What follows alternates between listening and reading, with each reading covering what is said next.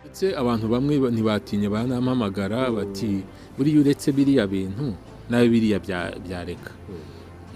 Nibyo navugaga nti rero menye umutwe wanjye nawe uzantera ikibazo.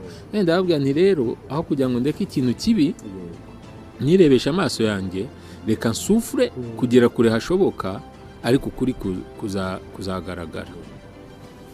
Abantu ntibabyumva, biba feri ndende, biba feri y'amezi 6. Sadat umugabo w'umugwizatunga kuko nk'ubwo afite kampani zigera muri 3 zose ku giti cye. Kuva 2008 kugera uyu munsi ndikorera, mfite kampani zigera nko kuri 2. Indi ya gatatu ntabwo ndayidevelop uko mbyifuza, ariko imwe nanatangiranye nayo ikora imirimo y'ubwubatsi. Dupiganirwa amasoko ya leta, dushaka ababikorera ku giti cyabo bose tukabaha iyo service.